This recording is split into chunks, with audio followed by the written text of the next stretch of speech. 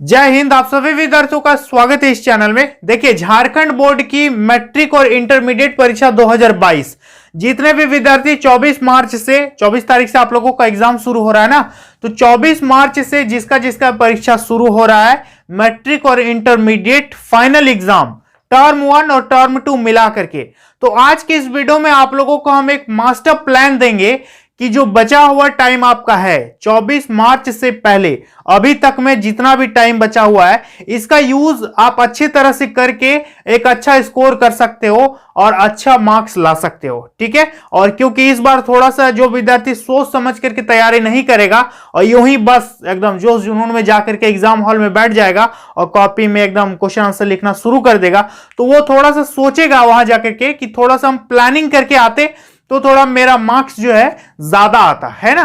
तो आज के इस वीडियो में आप लोगों को एक मास्टर प्लान देंगे कि कैसे तैयारी करना है, नहीं करना है इन बचे हुए समय में। तो बस एक रिक्वेस्ट करेंगे कि वीडियो को अंत तक देखना, ठीक है, बहुत फायदे में रहोगे। तो चलिए आज की इस वीडियो को शुरू करते हैं। देखिए, सबसे पहले कि आप लोगों को करना क्या है क्या नहीं करना है, इसके बारे में बताने से पहले आपको हम ये बता देना चाहेंगे कि अभी होने वाला क्या क्या है।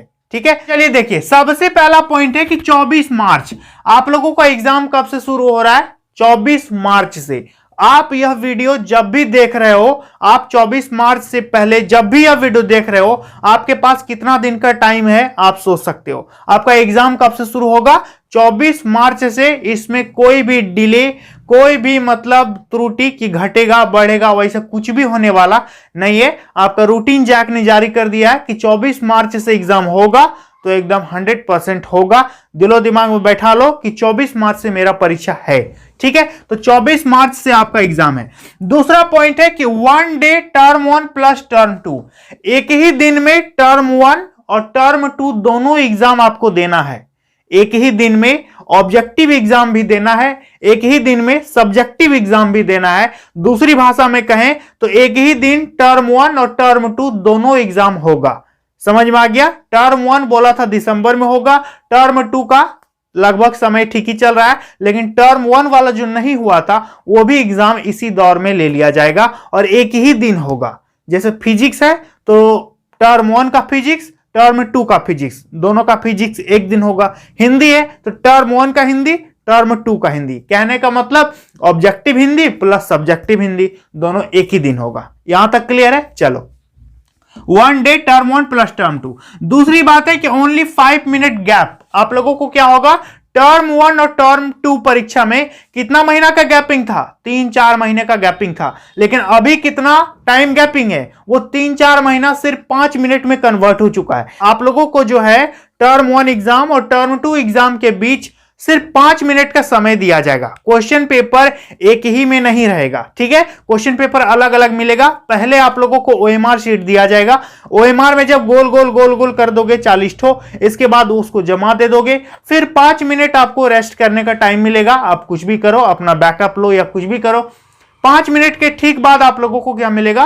सब्जेक्टिव पेपर मिलेगा, जिसपे लंबे लंबे क्वेश्चन आंसर लिखने पड़ेंगे, जिसमें लगभग 19 क्वेश्चन मॉडल पेपर में दिया है, तो उतना ही क्वेश्चन वहां भी पूछेगा। समझ में आ गया? तो सिर्फ कितना गैपिंग होगा? टर्म 1 और टर्म 2 के बीच, यानी ओएमआर या सब्जेक्टिव के बीच, या तो यूं कहो ऑब्जेक्टिव और सब्जेक्टिव एग्जाम के बीच कितना फासला रहेगा? सिर्फ 5 मिनट। आपको ज्यादा सोचने का समय नहीं दिया जाएगा। ठीक है, चलो, इसके बाद आपका है कि 80 मार्क्स का एग्जाम आपको देना है। एक दिन में 80 मार्क्स का आपको परीक्षा देना है। 40 मार्क्स ऑब्जेक्टिव का, 40 मार्क्स सब्जेक्टिव का, दोनों में आपको अलग अलग टाइम दिया जाएगा। दोनों का बीच 5 मिनट का गैपिंग होगा। तो टोटल आपको कितना मार्क्स का परीक्षा देना है? एक दिन में 80 नंबर का आपको परीक्षा देना है। दूसरी बात कि 40 objectives in 1 our and half hour. ठीक है, यानी 1.5 घंटा में आपको 40 ऑब्जेक्टिव सही करना है, फिर 5 मिनट रेस्ट करोगे।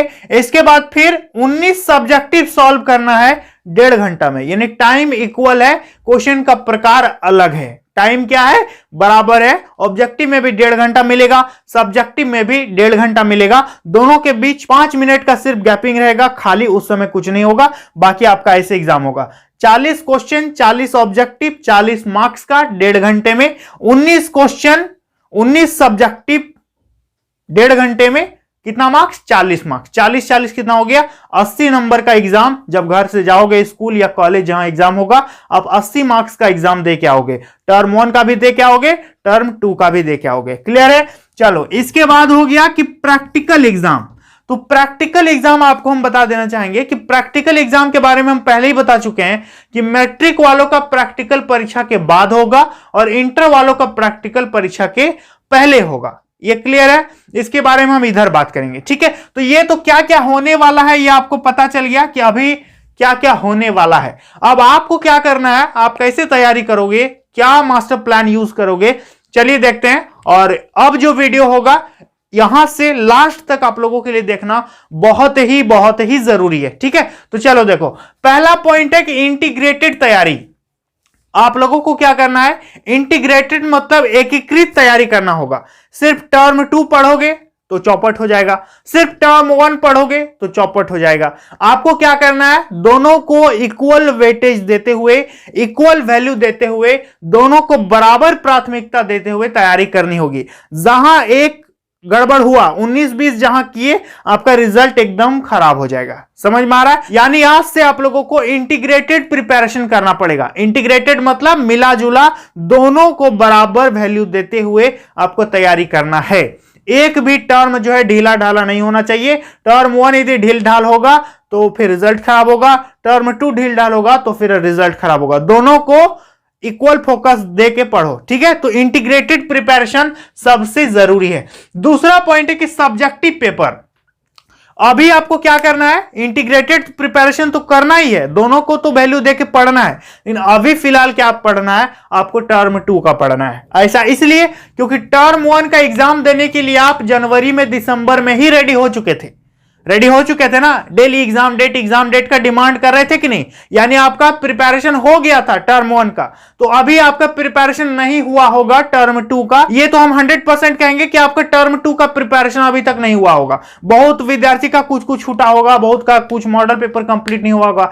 तो अभी आपको टर्म 2 पर फोकस करना है। और हम ये भी नहीं कह रहे हैं कि टर्म 1 को भूल जाओ, हम ये भी कह रहे हैं कि टर्म 2 अभी आप कंप्लीट करो और टर्म 1 को साथ में लेके चलो। टर्म 1 को पीछे छोड़ दोगे तो पछताओगे। तो इंटीग्रेटेड प्रिपरेशन करना है, डेली जो है दोनों टर्म को देखना है, लेकिन अभी आपको टर्म 2 जो है वो आपको कंप्लीट करना ही पड़ेगा। समझ में आ रहा है? तो टर्म 2 अभी आप सब्जेक्टिव पेपर जो है इसको हर हाल में कंप्लीट करोगे। कैसे करोगे? इसके लिए अलग से हम वीडियो बनाएंगे कि सब्जेक्टिव पेपर की तैयारी कैसे करेंगे। ठीक है, अभी आपको हम ये बताते हैं कि आपको अभी करना क्या क्या है। ठीक है, तो देखिए, आपके सिलेबस में जो भी सब्जेक्टिव पेपर है टर्म 2 के लिए, उसको आपको पूरा करना है। अभी भी आपके पास टाइम है, लगभग 1 महीना का समय है। ज्यादा मतलब कुछ नहीं बिगड़ा है कि नहीं हो पाएगा। 30 दिन काफी है। 37% सिलेबस में से हो सकता है आपका 20% कंप्लीट हो गया होगा, कुछ बाकी होगा, तो उसको आप अभी भी पूरा कर सकते हो। ठीक है, तो कुछ भी नहीं बिगड़ा है। इसके लिए हम वीडियो बनाएंगे कि कैसे सब्जेक्टिव पेपर की तैयारी करेंगे। तो कितने विद्यार्थी चाहते हैं, इस वीडियो को लाइक कर देना और कमेंट में जरूर बताना। ठीक है, तो सब्जेक्टिव पेपर आप प्रिपेयर करोगे, प्रिपरेशन करोगे किसका? सब्जेक्टिव पेपर का। टर्म 1 का रिविजन करोगे डेली। आज से टर्म 1 का डेली रिविजन करोगे, टर्म 2 का तैयारी करोगे। कुछ समझ में आया?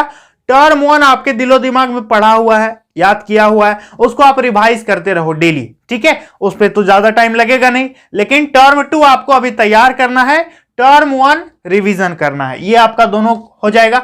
इसके बाद आपको करना है कि टर्म 1 का मॉडल पेपर, एकदम टर्म 1 का मॉडल पेपर को घोल के पी जाओ। टर्म 1 का मॉडल पेपर आपका हर हाल में कंप्लीट होना चाहिए और टर्म 2 का मॉडल पेपर, दोनों मॉडल पेपर आपका हर हाल में पूरा होना चाहिए। ठीक है, बिना मॉडल पेपर पढ़े आपको क्वेश्चन का पैटर्न नहीं समझ में आएगा, क्वेश्चन का अंदाजा नहीं होगा कि कैसा क्वेश्चन जैक बोर्ड पूछेगा, क्या इसका फॉर्मूला है, कहां ऑब्जेक्टिव आएगा, कहां सब्जेक्टिव आएगा, कहां क्या आएगा। तो मॉडल पेपर पढ़ना सबसे जरूरी है, लेकिन सिर्फ मॉडल पेपर पढ़ना जरूरी नहीं है। मॉडल पेपर पढ़ के आप टॉप नहीं कर पाओगे, लेकिन इतना गारंटी जरूर है कि मॉडल पेपर पढ़ के आप फेल कभी नहीं करोगे।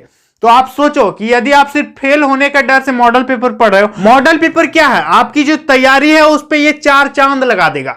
समझ में आ रहा है? मतलब आपकी तैयारी को इनहांस कर देगा, आपकी तैयारी को बूस्ट अप कर देगा। तो मॉडल पेपर का ये वैल्यू होता है। समझ में आ गया? तो मॉडल पेपर, सिर्फ मॉडल पेपर पढ़ के आप कुछ नहीं कर सकते।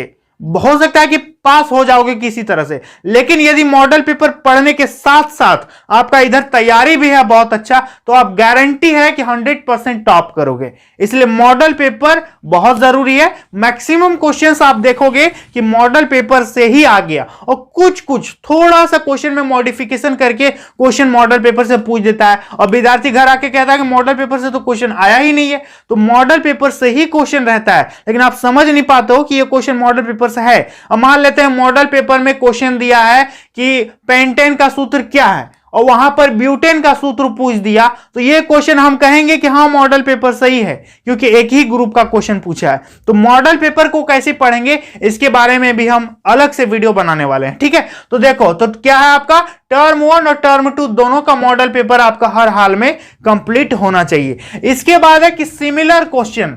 सिमिलर क्वेश्चन कहने का मतलब देखो, मॉडल पेपर में जो भी ऑब्जेक्टिव्स हैं, मॉडल पेपर में जो भी सब्जेक्टिव्स हैं, जैसे मान लेते हैं 10th का साइंस का हम एक एग्जांपल लेते हैं, जैसे पूछा है कि उस पे पार्श्वक्रम पूछा है विद्युत चैप्टर से, या श्रेणी क्रम पूछा है विद्युत चैप्टर से, तो उससे मिलता जुलता जितना क्वेश्चन आपको कंप्लीट करना है। मैथमेटिक्स में यदि पूछा है कि 2 पॉइंट का डिस्टेंस निकालने को बोल रहा है, या फिर वॉल्यूम ऑफ फ्रस्टम यानी छिन्नक का आयतन निकालने बोला है, तो उससे मिलता जुलता जितना क्वेश्चन आपको कंप्लीट करके जाना पड़ेगा। मतलब सिमिलर क्वेश्चन जो है एग्जाम में पूछेगा। मॉडल पेपर ये इंडिकेट करता है कि ऐसा क्वेश्चन हम पूछ दिए, ऐसा ही और क्वेश्चन होगा तो वो भी हम एग्जाम में पूछ देंगे। तो कोई जरूरी नहीं है कि मॉडल पेपर में जिस क्वेश्चन को रखा गया है वही क्वेश्चन सेम टू सेम आ जाएगा। मॉडल पेपर में जो क्वेश्चन है उस तरह का और कौन कौन क्वेश्चन है, ये क्वेश्चंस आपको प्रिपेयर करके एग्जाम में